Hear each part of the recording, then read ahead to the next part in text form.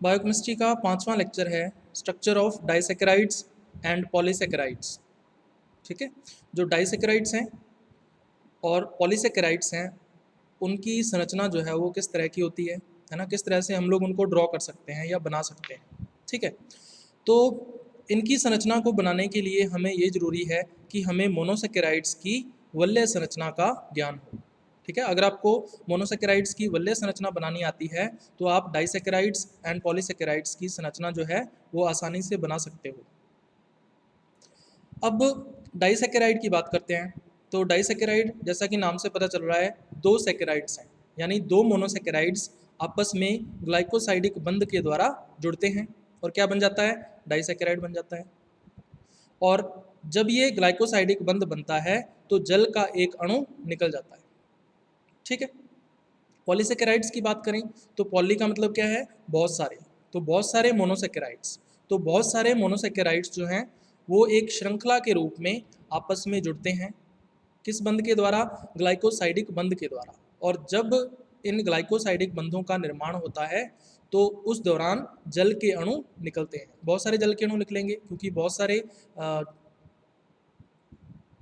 जो ग्लाइकोसाइडिक बंध हैं उनका निर्माण हो रहा है, इसीलिए बहुत सारे जल के अणु पॉलीसेकेराइड के निर्माण में निकलते हैं।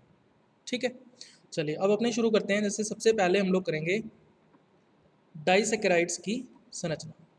तो डाइसेकेराइड की संरचना देखें तो डाइसेकेराइड के अंदर आपको 3 एग्जाम्पल्स ध्यान में रखने हैं। ठीक है, अब ये 3 एग्जाम्पल्स कौन कौन से हैं, सबसे पहला है माल्टोज। ठीक है, दूसरा एग्जाम्पल आप ध्यान रखोगे सुक्रोज, और तीसरा एग्जाम्पल जो है वो आप लोग ध्यान रखोगे लैक्टोज। ठीक है, तो माल्टोज, सुक्रोज और लैक्टोज ये तीनों की तीनों डाइसेकेराइड्स के एग्जाम्पल्स हैं। तो इन्हीं की संरचना हम लोग आज पढ़ने वाले हैं। तो सबसे पहले हम लोग देखेंगे कि जो माल्टोज है उसकी संरचना किस तरह से होती है। ठीक है, तो इन पे क्वेश्चन भी पूछा जाता है, आपको ये दे दिया जाएगा कि माल्टोज जो है वो ग्लूकोज व डैश डैश डैश की बनी होती है। ठीक है, इसी तरह से मल्टीपल चॉइस क्वेश्चन जो है इनके ऊपर पूछे जा सकते हैं। ठीक है, तो कौन सा डाइसेकेराइड कौन से दो मोनोसेकेराइड के जुड़ने से बना है, इसके ऊपर क्वेश्चन जो है वो बहुत पूछे जाते हैं। ठीक है, तो सबसे पहले हम लोग करने वाले हैं माल्टोज की संरचना जो है। ठीक है, चलिए तो माल्टोज है क्या अभी, इसके अंदर क्या होता है, अल्फा ग्लूकोज का एक अणु। ठीक है, अल्फा ग्लूकोज का एक अणु मतलब एक मोनोसेकेराइड जो है वो क्या हो गया, अल्फा ग्लूकोज।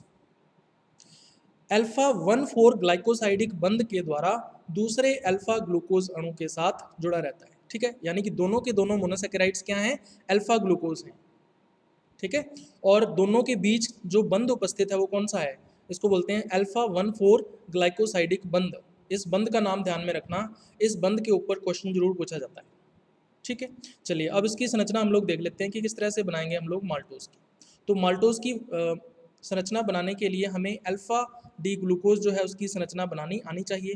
तो अल्फा डी ग्लूकोज क्या है, एक मोनोसेकेराइड है, और मोनोसेकेराइड की संरचना इस तरह से आप लोग दिख रही होगी स्क्रीन के ऊपर। दूसरी तरफ हमें क्या करना है, दूसरा अणु लेना है किसका, अल्फा डी ग्लूकोज का।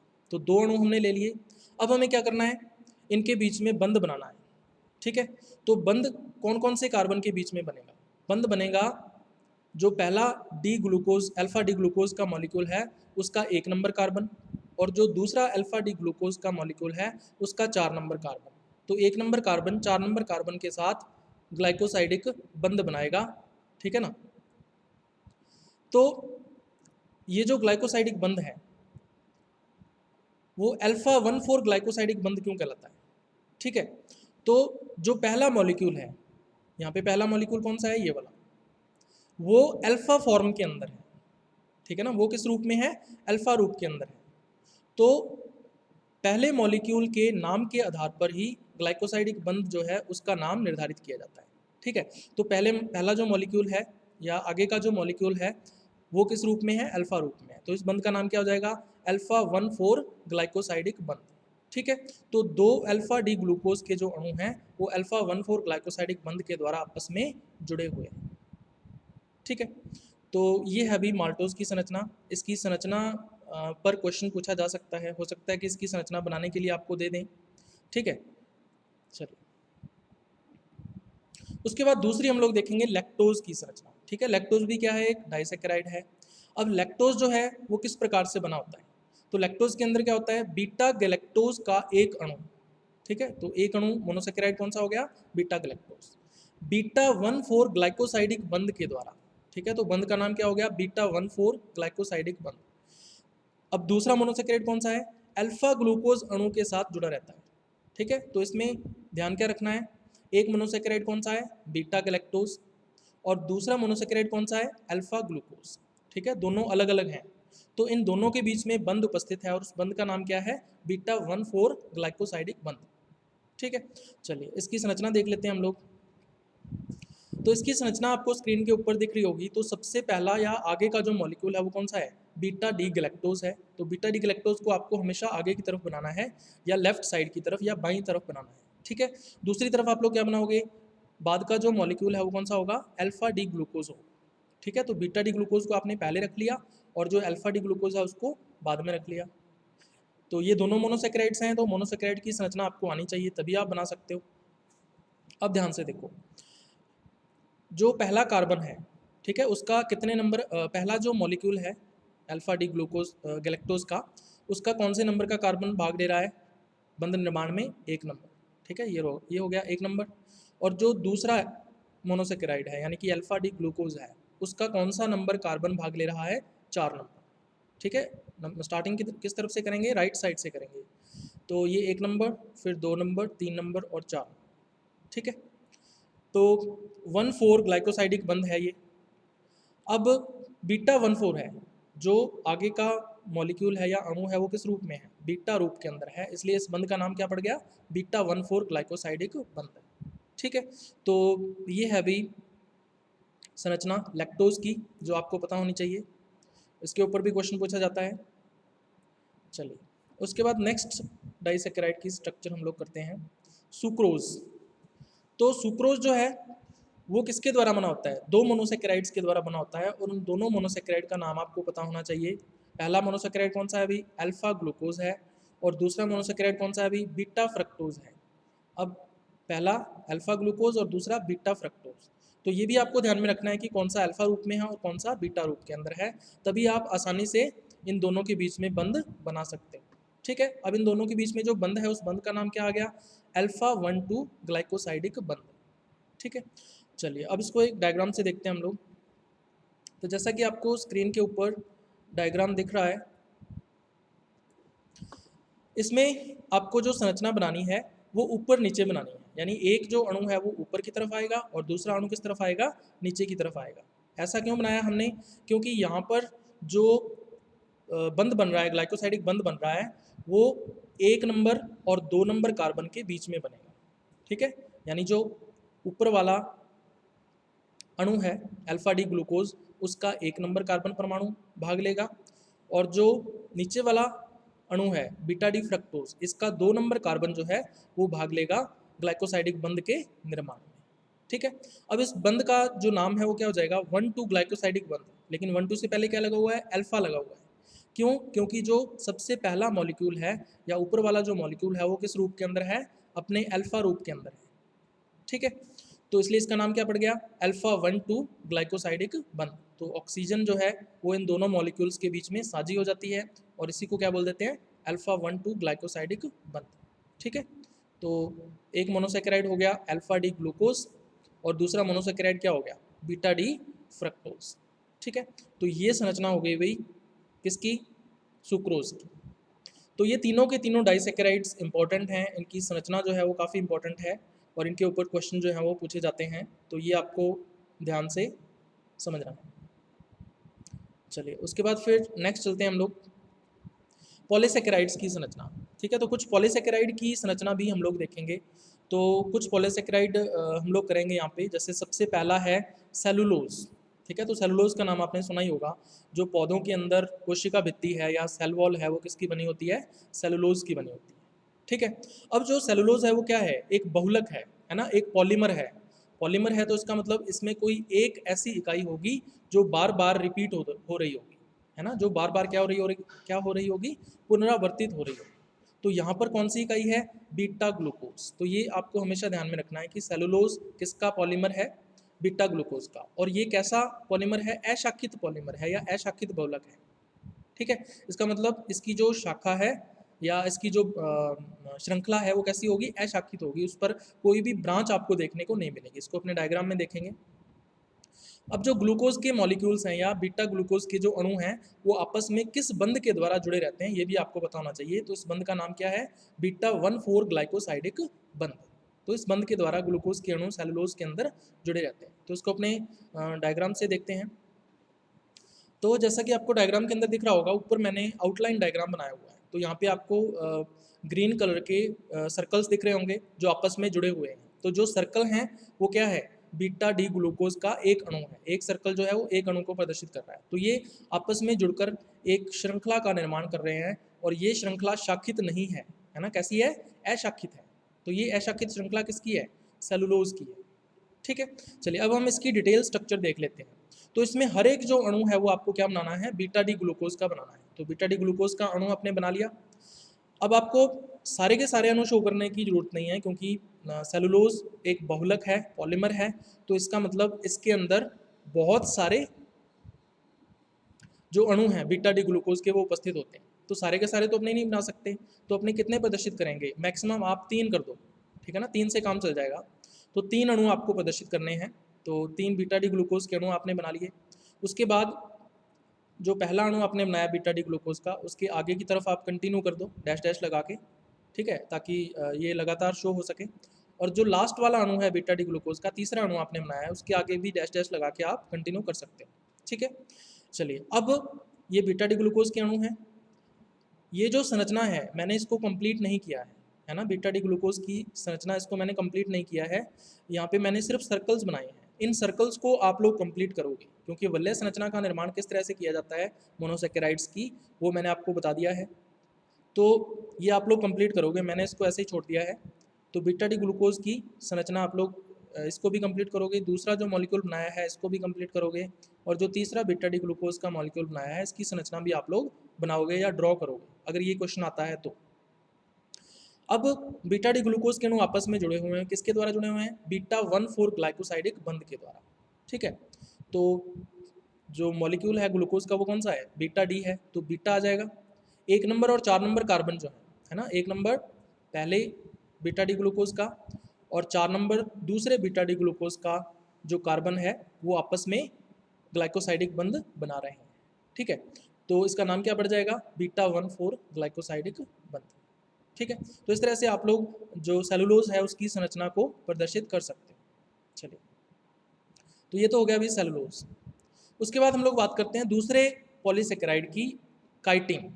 ठीक है, तो काइटिन का नाम आपने सुना होगा। मैंने आपको बताया था कि जो काइटिन है वो कवकों के अंदर जो कोशिका भित्ति है या सेल वॉल है ना, फंजाई के अंदर, वो किसकी बनी होती है? काइटिन की बनी होती है। इसके अलावा मैंने आपको बताया था कि जो इंसेक्ट्स होते हैं उनका जो एक्सोस्केलेटन है, उनका जो बाह्य कंकाल है वो किसका बना होता है?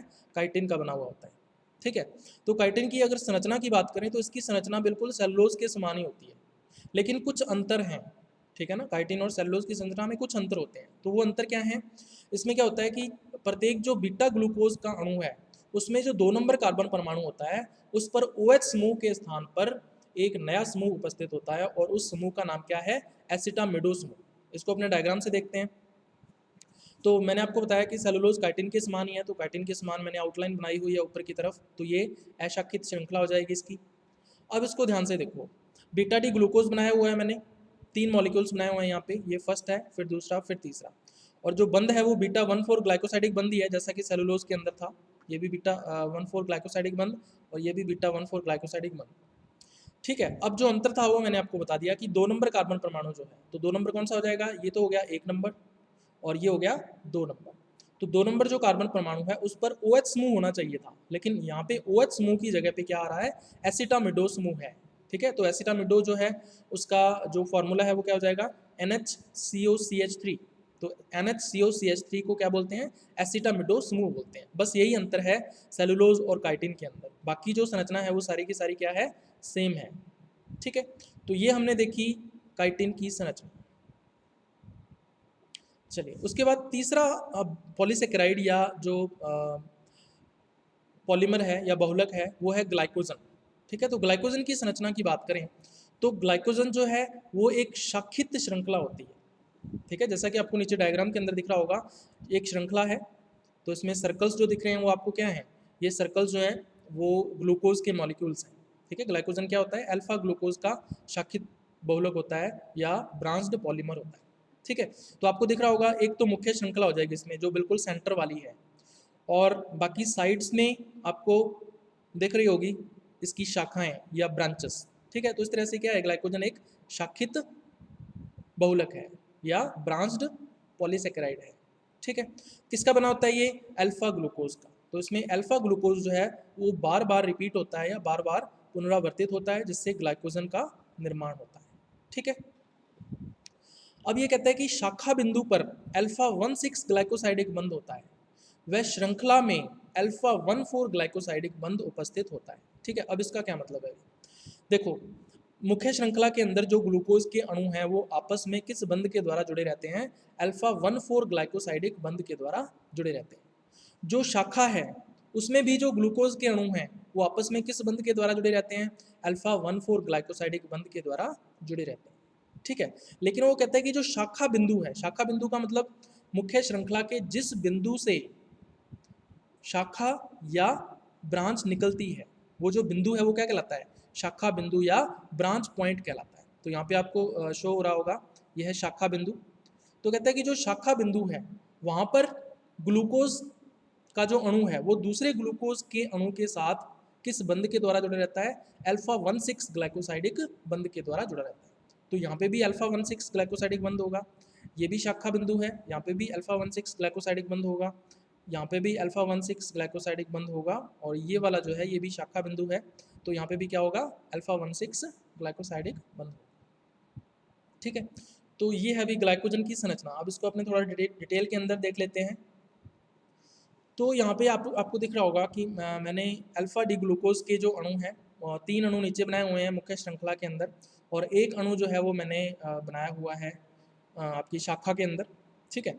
अब इसको ध्यान से देखो, जो मुख्य श्रृंखला है उसमें अल्फा डी ग्लूकोज के जो अणु हैं वो आपस में किस बंध के द्वारा जुड़े हुए हैं, अल्फा 1,4 ग्लाइकोसाइडिक बंध के द्वारा। तो ये वाला जो बंध है वो कौन सा है, अल्फा 1,4 ग्लाइकोसाइडिक बंध है। ये वाला बंध भी कौन सा है, अल्फा 1,4 ग्लाइकोसाइडिक बंध है।